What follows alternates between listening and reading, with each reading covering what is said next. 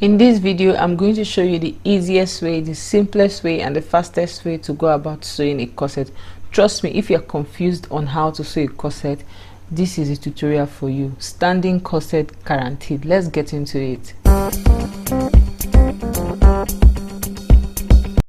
An update: I forgot to include the bust dart when I was drafting the pattern. I don't know how I forgot, but I'm just going to show you guys how to include your bust dart so that your cup will really come out nice. So if you drafted with the other pattern and it came out a little flat, this is the reason why. Okay, so from that point I went down by ½ inch on both sides and I connected it to the midpoint of the cup. Okay, now we're already short by ½ inch, so we need to add it back to the corset, so that by the time you're done sewing, everything will be balanced up.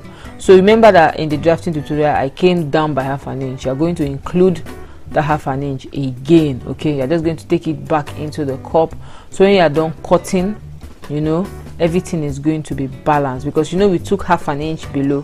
We have to add it back on top so that everything will be equal. So I'm just going to use this red marker, or I use this red marker rather, to highlight all the places that is still part of the cup. Okay, then that place I'm marking with blue, we're going to cut it out. It is not part of the cup, we are throwing it away.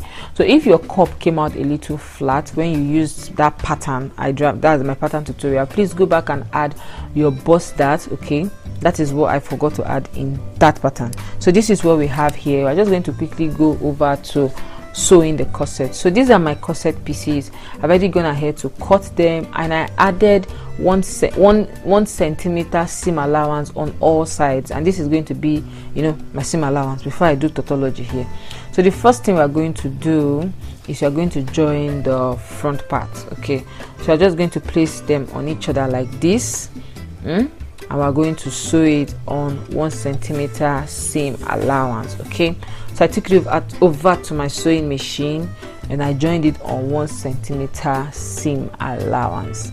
Yeah, so after doing this for the first side, I'm going to do this for the second side. If you have issues with knowing exactly, you can just mark with a biro so you have your precise points. So this is what the front part looks like. The next thing I went ahead to do is I also joined the one for the lining. So we've joined the front part, we've joined the lining, we're going to move over to the back part. So for the back part, I'm just going to place it on each other like this, what you're seeing me do here, and I'm going to join it on the 1 centimeter seam allowance. And you're going to do this for both sides. Okay, we're good. Yeah, so I took it over to my sewing machine again. This sewing machine don't hear word. And I joined the back, okay, the dart part. So this is what it looks like. Then I also did the same. You're going to give those points a really good press. The seam there, you want to make sure you open it up, you press it very well with your steam iron. Okay, I did the same thing for the lining, and what we're just going to do here is we're basically going to use the lining to turn over the top part and the bottom part of this corset, okay, of the back part of the corset. Yeah, so I'm going to join there and join here. Okay, we're going to join there and join the top and the bottom. So I took it back to my sewing machine again and I joined it on 1 centimeter seam allowance. Now after joining it, the next most important thing you must do is you want to make sure you are top stitching on the lining. Okay, you make sure you push the seam towards the lining and you top stitch on the lining, not the fabric. Understood? Tell me yes in the comment section. So I'm going to fold it. You can see the way I'm folding it here. You can see the way I'm folding it here on the lining. Going to fold it that way, and you're going to join the bottom part. So if you're having issues with turning over top and bottom at the same time, here is a trick. So I took it back to my sewing machine again and I joined the bottom. I sealed the bottom part, and of course I top stitched to prevent all those puffy things that will just be puffing out like puff. If you're a Nigerian, you know what puff is. If you're not Nigerian, it's basically flour that they mixed with yeast and sugar and they fried, and it's always puffy. Yeah, So after turning over the top and the bottom part, you want to make sure you give it a really good press. Now what I did here was, if I don't have a weaving machine, so I used zigzag stitches to seal the zip allowance part of this back part. Okay, so after doing it for both sides, I went ahead to join it on the zip allowance. Okay, do you guys understand? After sewing all the sewing together, I joined both parts with the zip allowance. And the next thing I went ahead to do was I attached my zip. Yes, you can do a zipper on a corset. It mustn't always be lacing. So I've gone over to attach my zip. If you don't know how to attach a zip, I have a video tutorial on how to attach a zip. Check the link in the now over to the cup. I'm going to join those two pieces together, then I'll join the top part. Okay, so the number 2 and the number 3, we'll join them together before you join the top together. Okay, if you watched my drafting tutorial, you see where I numbered them: number 1, number 2, and number 3.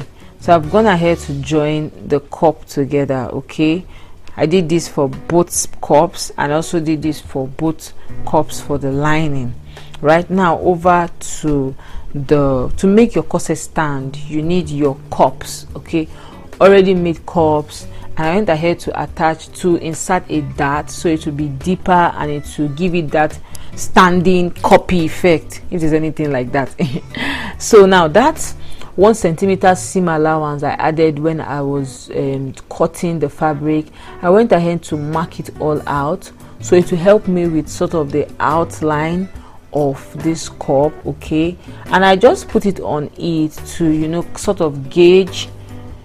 I was trying to align it to gauge where it's going to be, to see if I have excesses and to know what I will do if I have an excess. Okay, of course I had an excess, or I have excesses, choose the English you want. And then I used my UHU gum. Okay, and this is how I attached it to the cup. Now one thing you want to do is when you are done attaching it, just leave it, let it dry.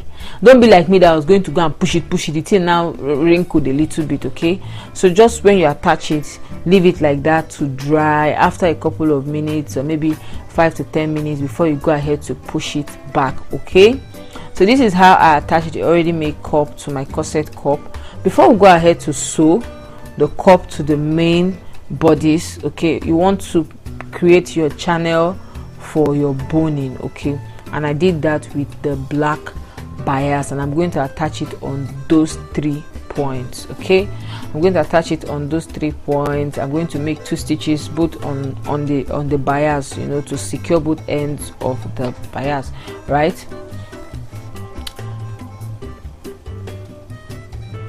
Now something you want to have at the back of your mind is, some people cut off the excess on their cup before they attach. Okay, but me, I cut off the excess after I was done attaching the cup, right? So I just went ahead to secure the cup with pins to the main bodies of the corset, and the next thing I went ahead to do was to join the cups. So at this point I've already joined the cups, and this is what we have here. Okay, I've joined the cups. I've also joined the cups for the lining. Of course, this one doesn't have its own already made cups, but it's only the main bodies. So this is what we have here. And the next thing I went ahead to do was I aligned the lining of the front part to the lining of the main bodies, and I just attached it on that 1 centimeter seam allowance that we added when we were cutting. And after attaching it, I went ahead to top stitch. You want to make sure you're top stitching on the lining, and you want to make sure you push the seam towards the lining so everything is well relaxed. Okay, so this is what we have here. The next thing we are going to do is to attach the boning. Now this boning, I minused 1 centimeter from the actual length of this boning, so that we will have space to sew the bottom part of this corset, of this front part. So I have 3, 1 for the longest, and I taped it with masking tape so that that rough end doesn't poke the fabric. So you want to make sure you tape it with masking tape, or you cover it with a glue. It helps to hold the fiber of the boning. Okay, so I just went ahead to insert the boning into the front part of this corset. For this tutorial, I only inserted in the front part, but you can insert anywhere you want. Okay, so after inserting it, I'm going to go ahead, turn it over. You know, I sealed the bottom on the 1 centimeter seam allowance. So after sealing, I gave it a good press, and this is what we have here, guys. So the next thing I went ahead to do was I placed the back part of this corset. I pinned it together with the front part, and I just marked that 1 inch seam allowance that we added, and I joined the sides of the corset. I did this for both sides of the corset, and guys, the corset came out beautiful. Like, I was amazed. It came out lovely. This is my second time filming this corset tutorial, and I'm glad it came out beautiful. And I haven't danced for you guys. Rate my dancing in the comment section. You better not laugh. Okay, thank you so much for watching. If you enjoyed this video, make sure you hit the like button and subscribe if you haven't. Send me pictures of your creation on Instagram or Facebook at Stitch Dress, and I'll see you in my next video. Bye guys.